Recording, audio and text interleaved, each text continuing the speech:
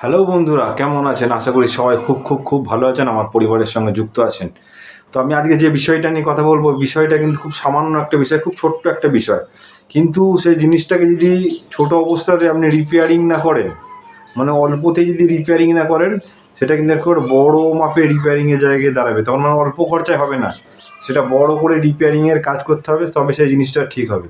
তো চলুন আপনাদের আগে আমি ব্যাক ক্যামেরায় আগে দেখাই যে জিনিসটা, তারপর সেটা নিয়ে আলোচনা করব কেন হয় বা কিভাবে ঠিক করা যাবে সেটা নিয়ে আলোচনা করব।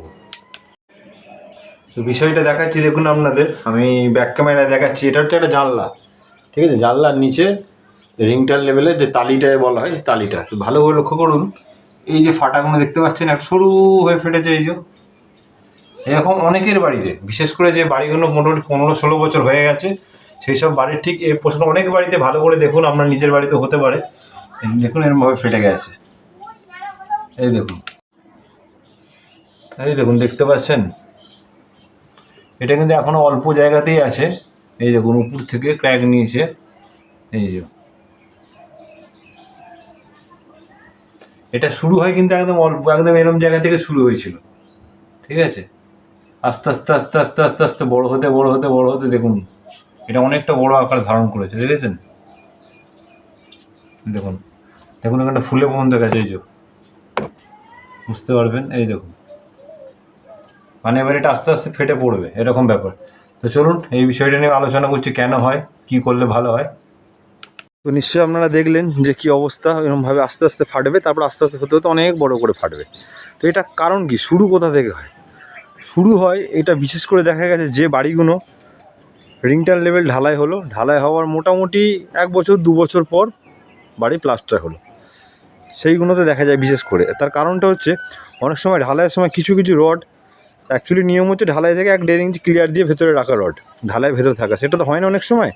তো পুরো পাটার গায়ে সেম সেম একদম সমান সমান মাপের হয়তো রড থাকে, রড বেরিয়ে থাকে। তো সেখান থেকে ওই জং ধরা চালু করে, অল্প অল্প করে। জং তো হচ্ছে অ্যাকচুয়ালি ক্যান্সারের মতো, মানে যেটুকু ধরবে সে মানে আর কি আর ঠিক হবে না। ক্যান্সারের যেমন টপ করে ওষুধ নেই, ঠিক আছে, এরও তেমন, রডেরও সে জংকে সেরম ব্যাপার, যতই লিকুইড দেন যা খুশি দেন। তো সেটা হলো, দিয়ে গড় 2 বছর তৈরি হলো, মোটামুটি 2 বছর পর প্লাস্টার করলেন। তো প্লাস্টার হয়ে গেল, ওই যে জংটা থেকে গেল ভেতরে না, ওইখান থেকেই ফাটতে চালু করবে। ওরম অল্প অল্প অল্প প্রথমে অল্প ফাটবে, যেমন দেখালাম ওটা খুব সামান্য ফাটা ছিল, আস্তে আস্তে অনেকটা ফেটে গেছে। তো এরকম ফাটবে, ফাটতে ফাটতে ফাটতে ফাটতে আস্তে আস্তে পুরো বড় মাপ করে, পুরো লম্বা লম্বি একদম। ওটা কম দেখলেন আরও বড় হবে ওটা। তো ওরকম ফাটবে। অনেকের বাড়িতে হয়তো দেখুন, যখন যদি ভিডিও দেখেন, কেউ ভিডিও দেখতে দেখতে আপনার বাড়ির জানলাগুলো দেখুন, ওরকম দেখাতে পারে, অনেক জানলা দেখাতে পারে ওরকম, ঠিক আছে? তবে এগুলো মোটামুটি শুরুতেই হয় না, প্রায় 14-15-16 বছর হবে, তারপরে এরকম চালু হবে। তো কী করবেন, বিষয় হচ্ছে আপনি ওটা কী করবেন। সবচেয়ে বড় কথা, এখন যে অবস্থায় আপনার বাড়ি যদি হয়ে থাকে, যে অবস্থায় এরকম হয়ে আছে, সঙ্গে সঙ্গে ভেঙে ফেলুন ওখানটা, মিস্ত্রি দিয়ে ভেঙে ফেলুন। অল্প খরচায় মিটে যাবে, মানে যে অবস্থায় যদি অল্প অবস্থায় থাকে তো অল্প খরচায় মিটে যাবে, ঠিক আছে? তো প্রথম অবস্থায় ওখানটা ভাঙবেন, ভাঙলেই দেখতে পাবেন ওর ভেতরে রড আছে, রডটা যে জং ধরা রডটা, সেই রডটা মোটামুটি ক্ষয় হয়ে গেছে প্রায়। তো ওটাকে কী করবেন, বহু রকমের লিকুইড পাওয়া যায় যেটা রডে লাগানোর জন্য। তো রডে সেই লিকুইড এনে রডে লাগিয়ে রাখবেন একদিন আগে, মানে কাজটা হবে, যদি কাজটা যদি তার পরের দিন হয়, তার একদিন আগে রডে লিকুইডটা লাগিয়ে রাখবেন। দেখবেন যে লিকুইডগুলো সাধারণত রডে লাগানোর জন্য হয়, জং ছাড়ানোর জন্য। সেগুলো লাগানোর সঙ্গে সঙ্গে দেখবেন সেই ছোটো ছোটো ছোটো ছোটো ছোটো আর কি ফেনার মতো কেটে যাবে। তো রডে লাগিয়ে রাখবেন অবশ্যই। তার পরের দিন সকালবেলা সেটাকে সিরিজ কাগজ পাওয়া যায়, যেগুলো রডের, মানে লোহা ঘষার যে কাগজ হয়, যে রড ঘষ জং তোলার, সেই কাগজ দিয়ে ভালো করে সময় নিয়ে, অনেকটা সময় লাগবে, কাজ কিন্তু অল্প, কিন্তু সময় দিতে হবে অনেকক্ষণ। ভালো করে ঘষে নেবেন, একদম ঘষে ঘষে ঘষে ঘষে, নতুন রডে যেমন কালার হয় না, এরকম চকচকে হয়ে যাবে পুরো একদম। ঘষে ঘষে যেটুকু রড থাকুক তাতে, আর এই পেরেকের মধ্যে রড লেগে থাকে তাতেও কোনো অসুবিধা নেই। যেটুকু লেগে থাকবে রড, সেইটুকুটাকে ভালো করে ঘষে ঘষে ঘষে ঘষে আপনি জংটাকে তুলে ফেলুন। তারপরে মশলার সঙ্গে লিকুইড পাওয়া যায় অনেক রকমের, সেই লিকুইড দিয়ে মশলার সঙ্গে মেখে আগে ভালো করে সিমেন্ট ঘোলা দিয়ে দেবেন, ঠিক আছে? তারপরে ওই মশলার সঙ্গে মেখে প্লাস্টার করে দেবেন।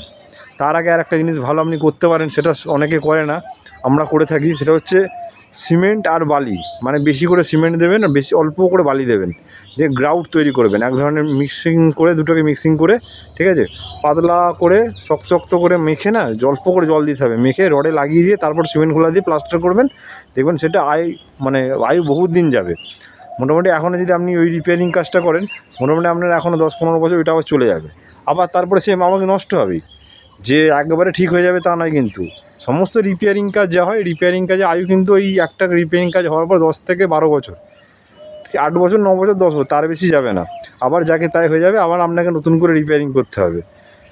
তো এটাই আমার বলা ছিল, যদি এখন এই অবস্থায় হয়ে থাকে সঙ্গে সঙ্গে ঠিক করে ফেলুন আপনার, তো কম খরচে মিটে যাবে। চলুন, নমস্কার বন্ধুরা, ভালো থাকবেন, অবশ্যই আমার পরিবারের সঙ্গে যুক্ত থাকবেন। আমার যদি ভিডিওগুলো ভালো লাগে অবশ্যই আমার পরিবারের সঙ্গে যুক্ত হয়ে যাবেন ও ভিডিও দেখবেন একটু বেশি করে। তো সবাই ভালো থাকবেন, টাটা।